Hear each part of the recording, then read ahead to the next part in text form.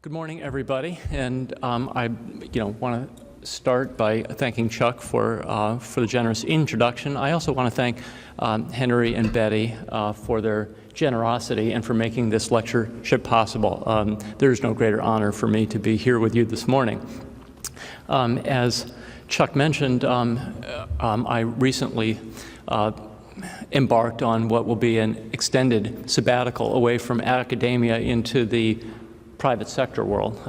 I've spent the better part of my whole career addressing the general theme of value-based care from the perspective of a scholar, from the perspective of an improvement leader, from the perspective of an executive running an academic health system, and it's very eye-opening for me to see how that to see the natural evolution of value-based care into the fundamental business of how, how we care for patients. And I hope I can share some of those insights later.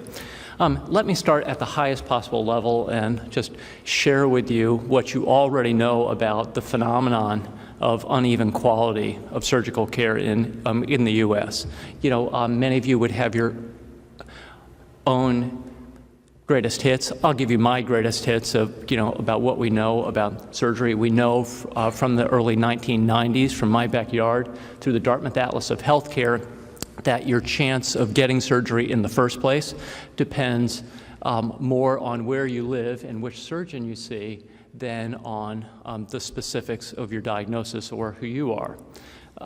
There was obviously the conversation-changing work of the Institute of Medicine now 17 years ago, illustrating the phenomenon of iatrogenic deaths in the hospital, at least half of which accrue to patients undergoing surgical care. And then finally, there's this burgeoning scientific literature from my own group and from many, many others illustrating that the outcomes of surgery vary widely as a function of hospital and surgeon. So that's the problem. The question for me and for you is, how do we think about addressing this underlying problem? And I'll start by telling you that what I'll call top-down strategies, scalable solutions to improving surgical quality that are generally imposed upon us from the outside, have generally failed to move the needle. Now, in some instances, they've made a little bit of headway. As Chuck mentioned, my early foray into academia was in the world of exploring associations between hospital and surgeon volume and outcomes. Well, as you know, once this and other work hit around around 2000, there was this significant upswell of activity by the Leapfrog Group, by insurers, and even by our own professional organizations to apply a variety of levers to steer patients to higher volume hospitals and higher volume surgeons. And to some degree, it worked. This is a study that was first authored by one of my former mentees, John Finks from the University of Michigan, that made the case that over the decade between 1999 and 2008, that there was a substantial uptick in average hospital volumes among Medicare patients undergoing some of the procedures that you in the audience do now. For example, the average hospital volume for pancreatectomy in 10 short years increased from 5 cases a year up to 16. Now that occurred in part because surgeons that do complex high-risk surgery started operating on more people. We started operating on older, sicker patients that we didn't operate on before, but it happened in large part because low and very low volume hospitals stopped doing those things. And in the case of pancreatectomy, give or take about 400 hospitals in the US that used to do Whipple operations stopped doing them. So what happened during that same period of time with regards to mortality rates? Well, as you can see here, in relative terms, operative mortality across that decade fell by about 20%. Notice with pancreatectomy, rates fell from 7.3% to 5.9%. These are, of course, with Medicare data, so they're a little higher than you're used to seeing. Now ask yourself, to what extent can the contemporaneous trends towards higher volumes and declining mortality rates be established as causal? Well, I'm not going to walk you through the math, but if you look at the very right-hand side of the slide, you can see that depending on which type of cancer surgery you're talking about, between 1/3 and 2/3 of the net improvement could be attributable to higher volume.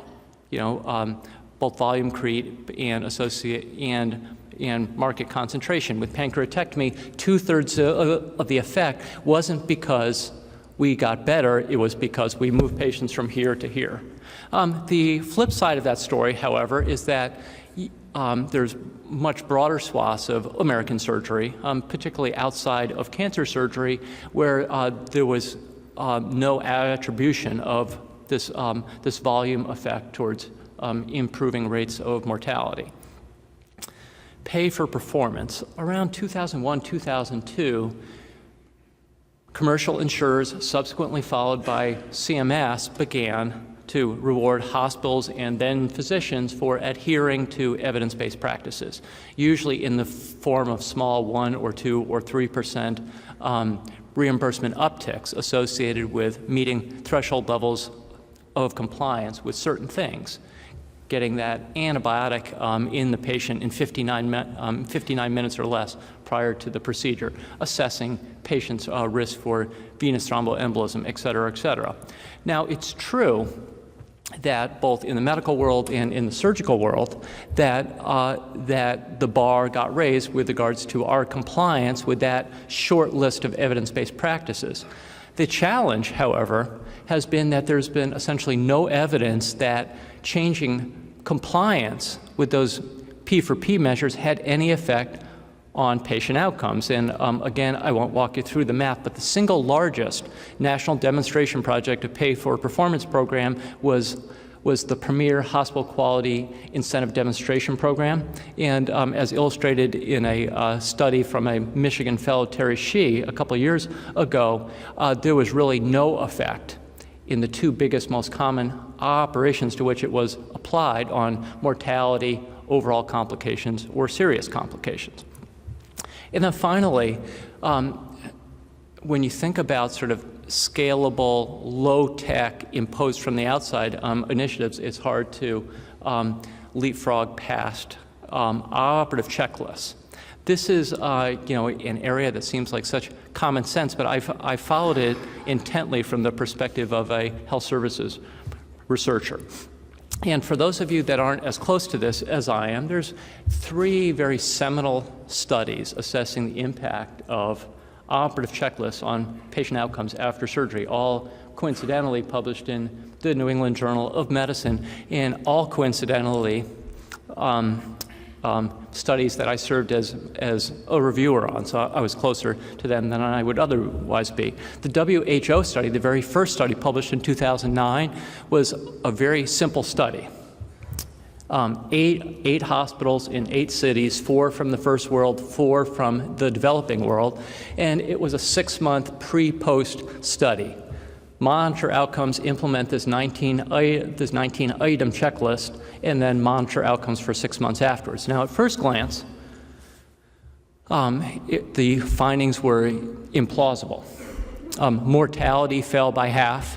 Rates of complications fell by more than a third. And if you look what's on the checklist, it's hard to attribute cause and effect. The thing that was more telling, that for me was a little bit more in the fine print, was that there was zero correlation at all between whether you did what was on the checklist and your outcomes. The 2 hospitals that were most compliant and improved most with regards to doing the 19 things on the checklist were exactly the 2 hospitals that had no change in their outcomes.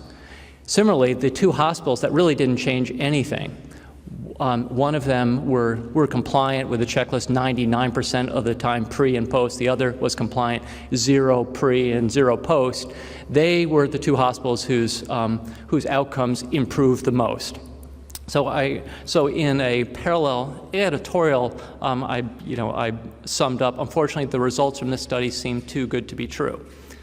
A year later, this time from Scandinavia, was a slightly more ambitious assessment of operative checklists. It was about 40 hospitals. It had components of care that were not just in the operating room, but occurred in the handoffs that occurred during the rest of the patient's stay. Much better sample size, and unlike in the first hospital, there were control hospitals, and this study found results that weren't quite as dramatic as the Gawande study from a year earlier, but nonetheless were as convincing to me as they could possibly be. And this time I did write the editorial and summed up, checklists should now be considered standards of care. Enter, 2 years ago, David Urbach at University of Toronto, published by far the largest, but the most interesting to the extent that it described a national experiment that played out across the province of Ontario. Ontario basically said, starting this day, every one of these 101 hospitals are going to implement operative checklists. And Urbach had all of the province-wide data before and afterwards, hundreds of thousands of patients, and the study was as null as it could possibly be. So at this point, I said, I'm not writing any more editorials. Okay, so let me segue to what I really wanted to talk about this morning, and that is, how do we get past top-down solutions that are delivered really from outside of us and get to models that involve physician-led, data-driven improvement across different types of specialty care. I'm going to spend a few minutes talking about my early experiences in northern New England and kind of what I consider sort of the earliest efforts to develop the basic blueprint for this model. I'll spend a little while talking about taking that same basic model, scaling it up at least tenfold across specialties and across a much bigger population. And then, in the context of my current work, which is more national in scale, think about both the opportunities and the challenges about taking this same basic model and doing it on a much, much larger scale. Some of the challenges that you'll be facing as Dr. Pitt and other leaders in this room think about how you drive collaborative quality improvement across the whole country in hepatobiliary surgery. So I'm not going to give you the long version of this, but many of you have heard the story about how I came to Dartmouth. It was in the April of my 4th year at Harvard Medical School in 1989. I was away for the weekend, came back a little bit late, but like the Tuesday before the match. And I was to learn from my voicemail that I had failed to match in general surgery. And for those of you in the audience, it's like not easy to fail to match in general surgery coming out of Harvard Medical School. You need to like really work it. So I am somewhat proud of that. But because I had missed the scramble, I really didn't have a lot of options for what to do next. I had a general idea that I wanted to go into surgery, and I could have taken a categorical residency slot at Maine Medical Center, or I had available to me own preliminary slot up at Dartmouth-Hitchcock. Never been there, never seen the place, had no idea, but I just kind of flipped a coin and I wound up at Dartmouth. And I just by serendipity wound up at what was to be the subsequent home of the Dartmouth Atlas of Healthcare, but I also came into the home of a bunch of pissed off heart surgeons. As you know, in the late 1980s, HPBA, then the acronym overseeing the National Medicare program, began to harvest Medicare claims data and to go public, initially with hospital specific mortality rates, starting with cardiac surgery. And as luck or otherwise would have it, Dartmouth-Hitchcock was very much on the wrong side of the median.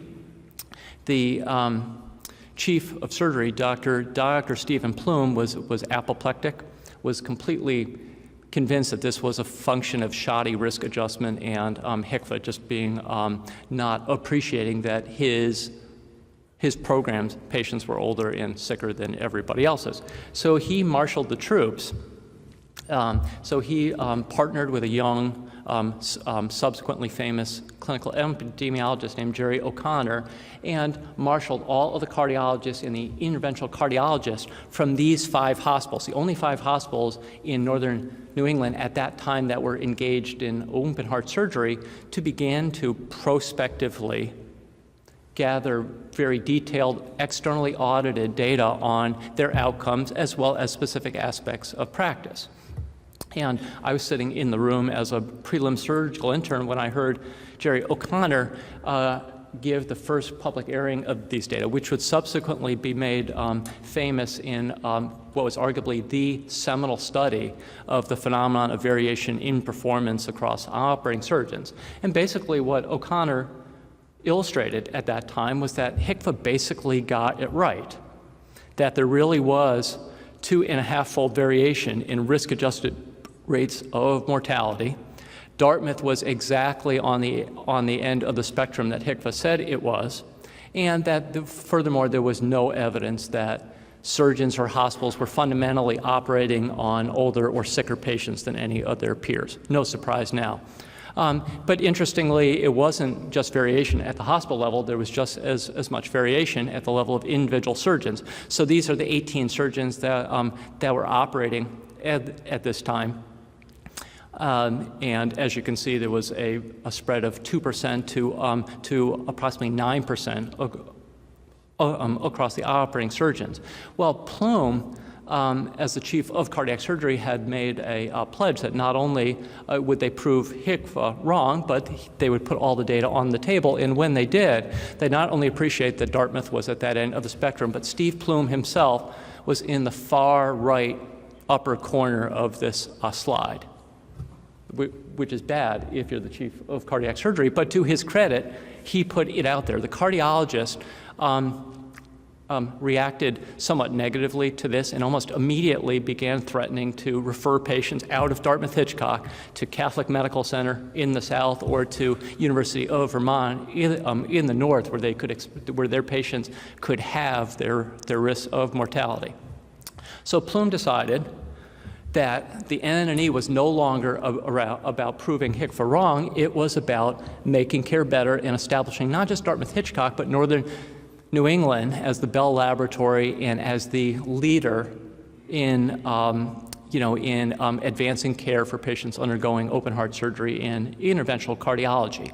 The 3 cornerstones to that initiative, both then and now and widely replicated elsewhere, rested on a robust clinical registry with clinically credible risk-adjusted performance feedback to surgeons in hospitals. The group immediately kicked off a program whereby teams of operating surgeons, cardiac surgery nurses, and epidemiologists in round-robin fashion went to every other program. And almost immediately, and I was a surgical resident at the time and saw the surgeons that were coming in almost every instance, those teams picked up 1 or 2 or 3 cool ideas for how they could do the operations differently and what optimal care looked like afterwards.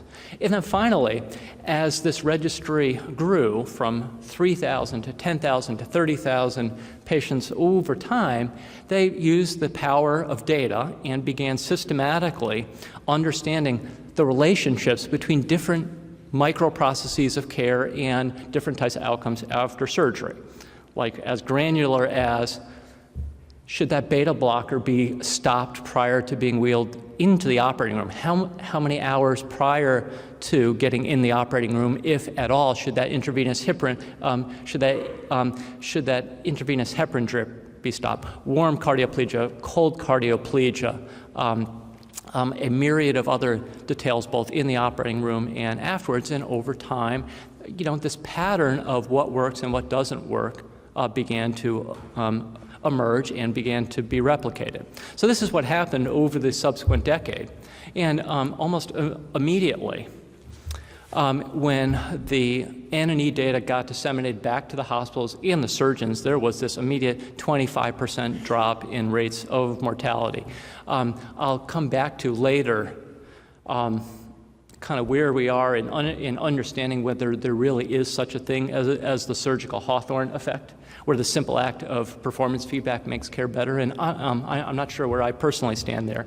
But I think the more meaningful thing was what happened over the course of a decade, the methodical understanding of best practices and just like the hand-to-hand combat of getting it into care by every surgeon and other practice. And by the end of 2000, Northern New England and New York State, the only two regions of the country that had implemented rigorous, complete clinical registries with improvement overlays, had not only improved the fastest, but were by far the safest place in the country in which to have open heart surgery.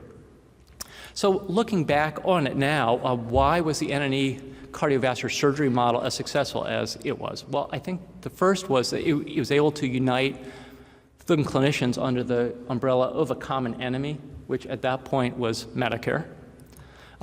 Number two, if you ever had to pick a specialty for using data to drive improvement, you would start with cardiac surgery. Those guys do a small number of procedures, but they do a ton of them. And at least in that point of time, lots of people died from it, and you could identify like a finite number of things that you could measure and you could possibly do differently.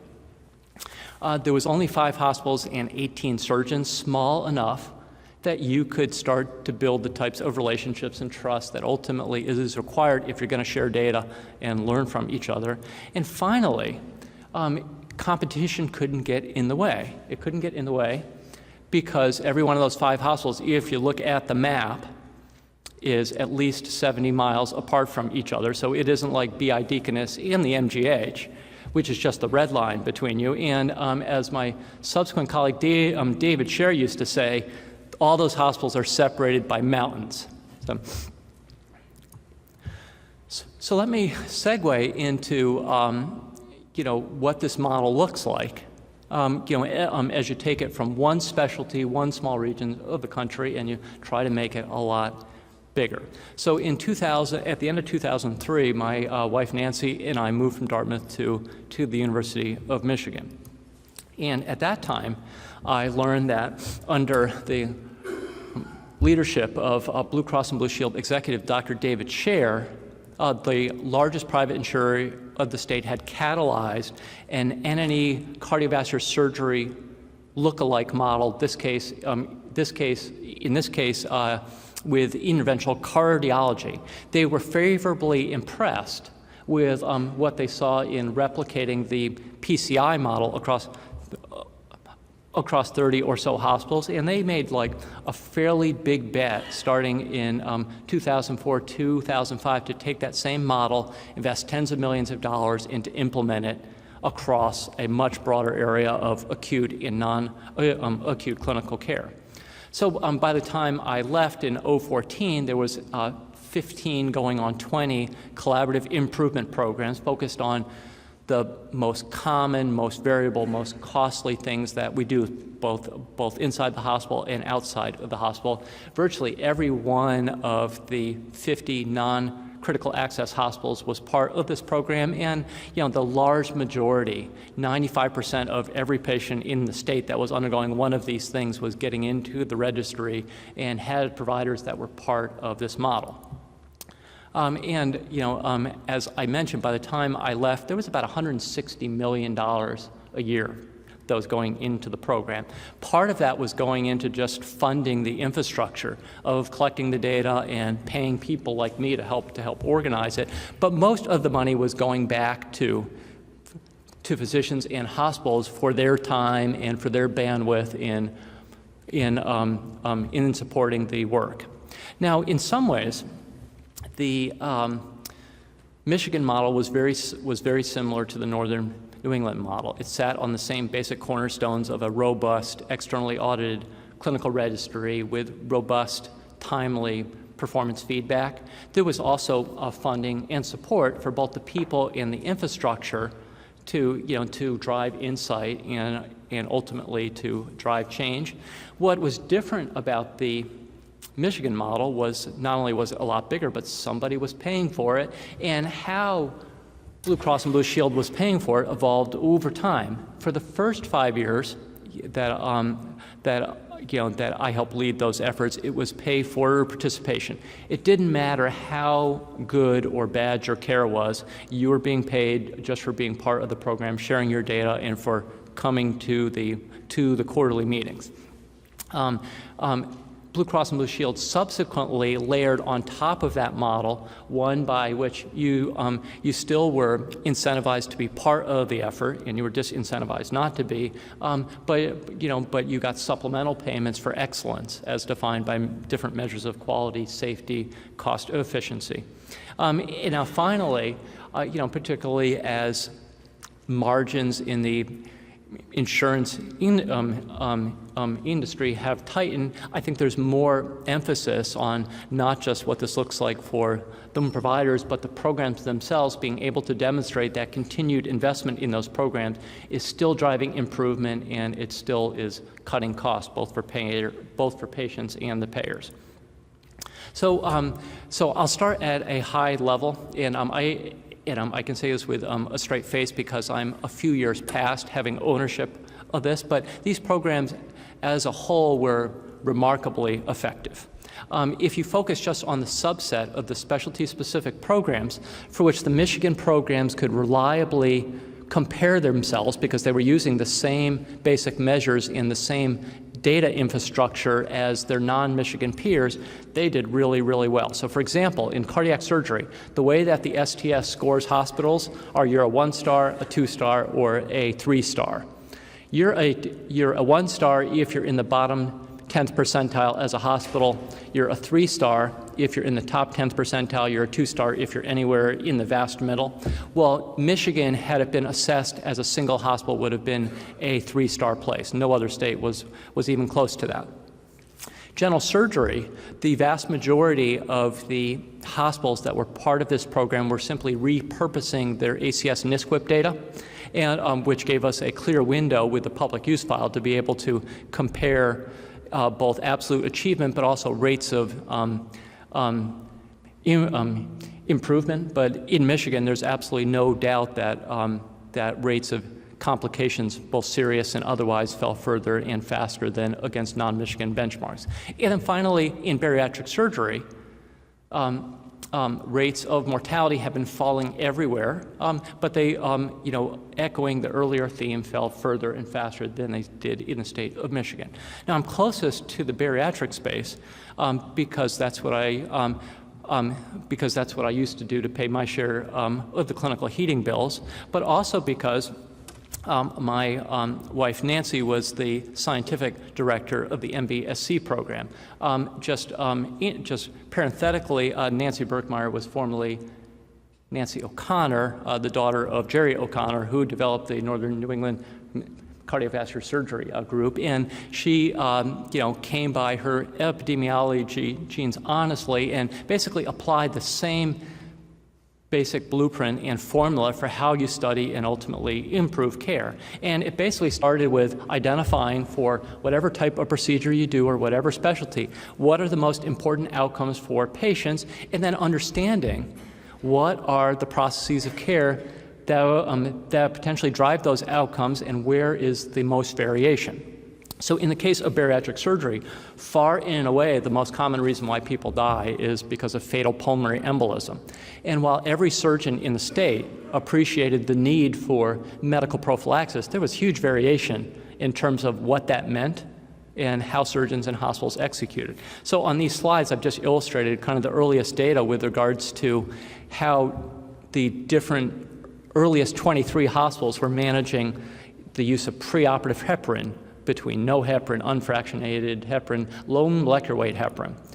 They were similarly all over the map with regards to the type of medical prophylaxis that was administered after surgery. Huge variation in whether patients were being discharged on low molecular weight heparin. Half the hospitals never ever did it. A third of the hospitals did it for most patients.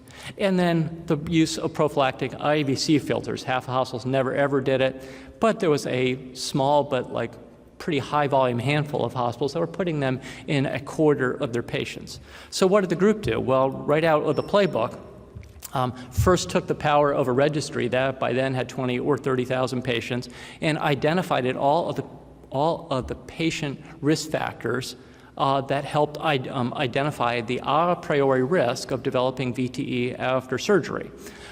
We then identified which practices or which combinations of practices were associated with best outcomes depending on the risk group that you fell in. And as you can see here, the optimal combination of both preoperative medical prophylaxis as well as post-operative prophylaxis varied to some extent depending on whether you were low, medium, or high risk of surgery. And then finally, and probably the hardest thing of all, we got all of the surgeons and all of the hospitals and their own coordinators to say, listen, we don't all agree on what is the one perfect way to do it, but you know what? Let's just agree that we're going to do it one way and we're going to assess what happens. And everybody agreed to do it one way. And kind of how we did that was at the point of care was a decision tool that established the a priori risk depending on what procedure and linked to the statewide guidelines for how we were going to do VTE prophylaxis. And as you can see here, almost immediately after the statewide implementation of the protocol, which went out with a big bang, rates of venous thromboembolism fell by approximately 2/3, and because it's the leading cause of death, mortality fell to almost nil. In 2009, there were 7,000 cases of bariatric surgery done in Michigan. There was only 2 deaths, which is about lap-chole territory. So it's remarkable what you can achieve. So in Michigan, I think at the highest level, what I learned from that experiment was that the model of physician-led, data-driven, collaborative quality improvement can be successful on a much broader scale, being able to leverage scale to improve multiple areas of surgical and non-surgical care at the same time. It can be scaled across 10x the number of hospitals and number of physicians, and if done properly, can succeed in an environment that isn't as cloistered as New England was in the early 90s with open heart surgery. At the same time, I learned that building the types of relationships, trust, and social capital that ultimately is necessary for driving change takes a lot longer in those types of settings. But with effective leadership and with some perseverance, you ultimately can do some pretty hard things.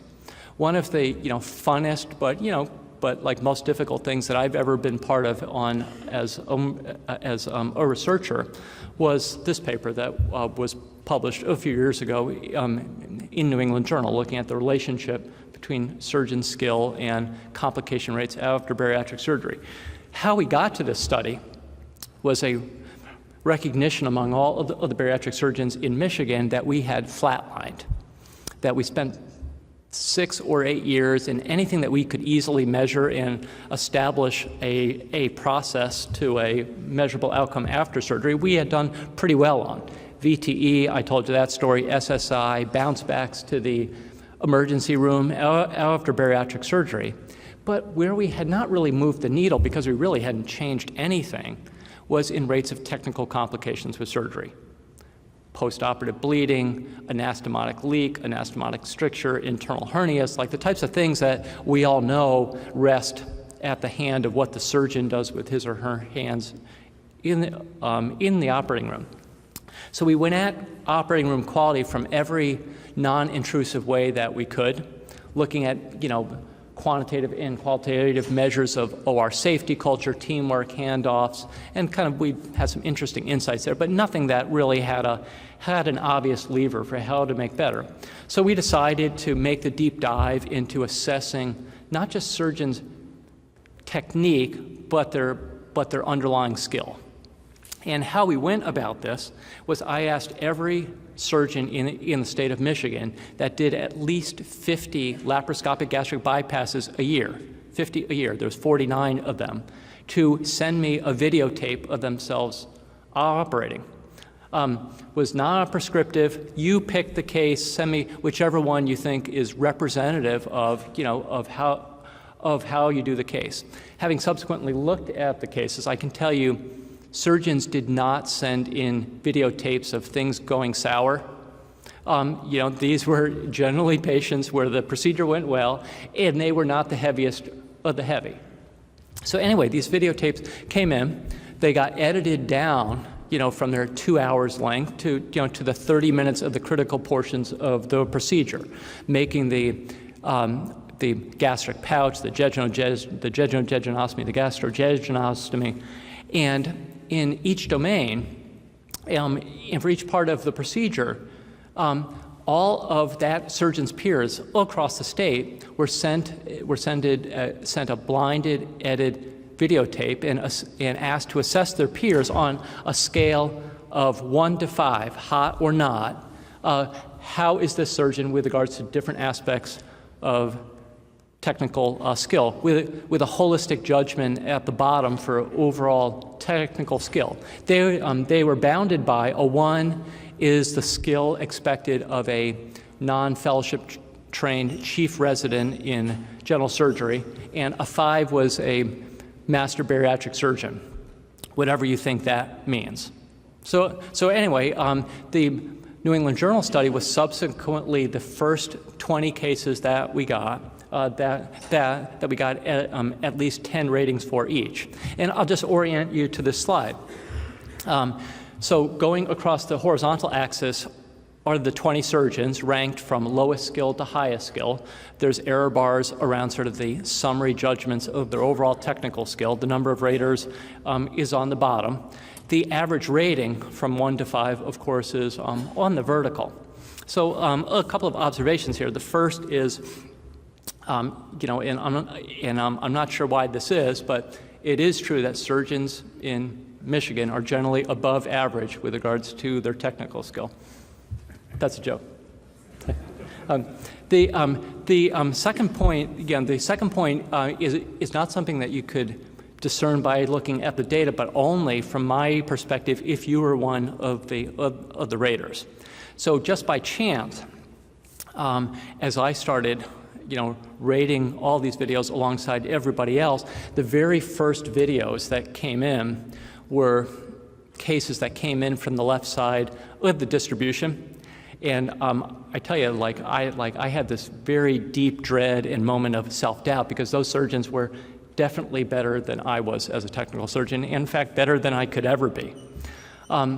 Fortunately for me, kind of the next round of videos that came in were from the left side of the spectrum, and I not only felt better about my own skill, but I also appreciated that there's some people doing bariatric surgery that should not be doing bariatric surgery. So the final point that I'll make, just so you can filter my comments through the appropriate lens, I was exactly in the middle of the distribution here personally. So interestingly, not only did skill vary, but skill was highly correlated with risk-adjusted surgical complication rates. Recall that this is a subset of surgeons that do at least 50 of these cases a year. Keep that in mind relative to the number of pancreatectomies that you do. So these are not hacks. These are people that actually do it. But even then, this very holistic video-based assessment by your peers had huge predictive abilities, way more powerful than your educational pedigree, than your volume, than whether you did a fellowship or not. So just to finish this off, sort of under the theme of doing hard things, the first hard thing that we did was get surgeons to trust us to be able to submit to scrutiny and external judgment about how good they are as an operating surgeon. But what's going on now is arguably just as hard. I'm not part of it, but I periodically get updates from my former mentee and colleague Justin Dimmick and from Caprice Greenberg, who's at Wisconsin, but basically every single bariatric surgeon in the state of Michigan is getting regular coaching from his or her peers, regardless of whether those surgeons were starting at the high end of the scale or at the bottom end. And I suspect that you'll be hearing more about that work over the next year or so, because I think the data are maturing to the point where they'll actually have some observations. So here's the final part of my talk. We talked about how we scale up, from a boutique improvement initiative in northern New England to, to 10x in the real world of competitive Michigan. And now I want you and us to think about, like, what are the opportunities and the challenges associated with taking the same model and making it national. So this is an overview of Sound Physicians. As you've probably inferred, I did not make this slide. But this is, a sense about what Sound Physicians is. So mirroring what's a pretty important, under-recognized national trend towards consolidation into very large physician group practices. Sound Physicians is a national professional organization of now about 3,000 physicians that practice in about 250 hospitals across the country. Its particular expertise is acute care medicine. So those physician specialties that are most commonly otherwise employed by hospitals. So it's emergency medicine, hospital medicine, intensive care, soon acute care surgery. Sound Physicians, its success is driven in part by its ability to staff hospitals, but more importantly by its ability, to out-execute the hospitals themselves on, measurable aspects of quality or safety. So just a sense, because it's apropos of the comments to follow about how you drive improvement in a sort of a model, sound is quite literally all over the place.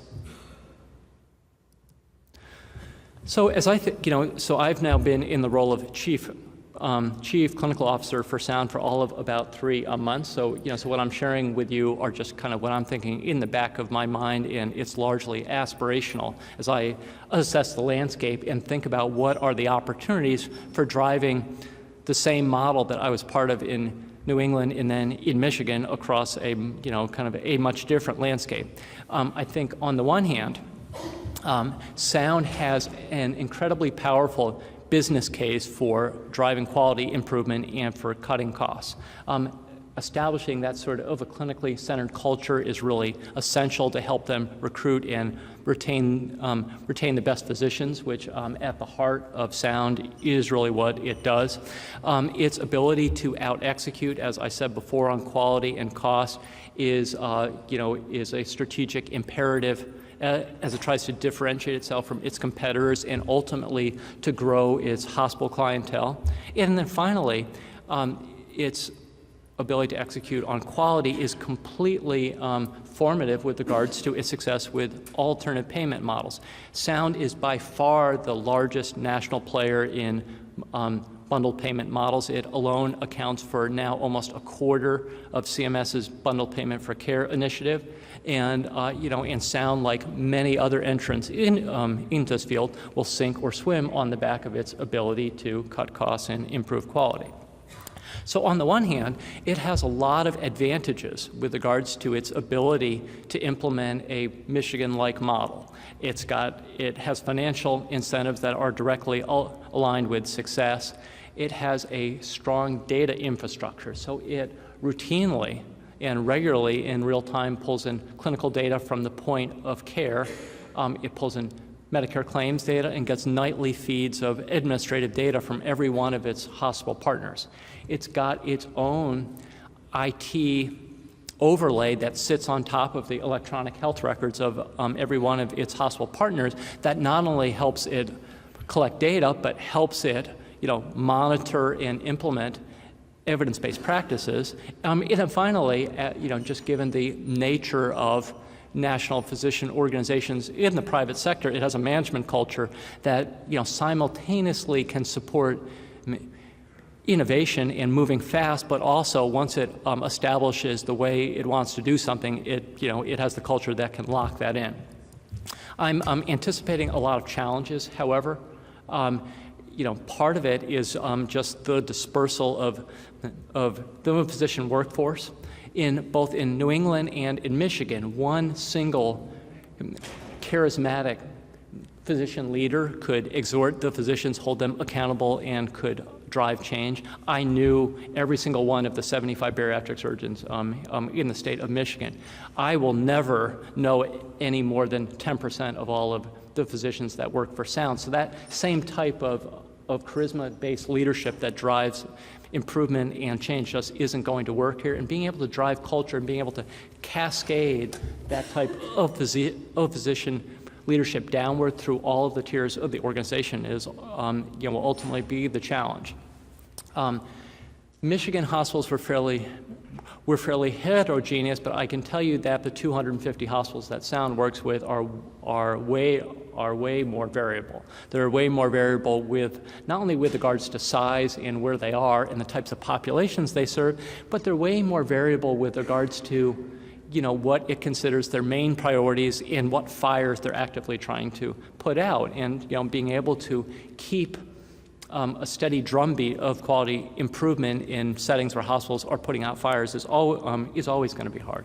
And then finally, acute care medicine is inherently a more challenging specialty to drive data-driven improvement than is cardiac surgery, or for that matter, than is hepatobiliary surgery, where you've got a small number of procedures, you've got high rates of things that happen, and there's only a finite number of levers. It's much harder when success and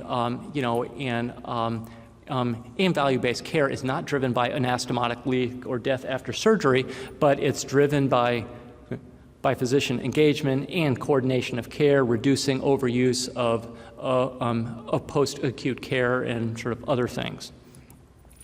So I'll close with a couple comments about what you're trying to achieve here. And I have, aside from their generous endowment of the lectureship, I have a tremendous amount of respect for Dr. Pitt, if for no other reason than his perseverance. I've been hearing for 10 years Henry pushing this boulder up and up the hill with a college, and it rolls back a little bit, and he keeps pushing and pushing, and that's what success looks like. That's what all of these programs look like. And while I'm not as close to your work as you are, it's really great to see how much progress that you're making with regards to putting in place the data infrastructure, and then the type of infrastructure that you need to move the needle.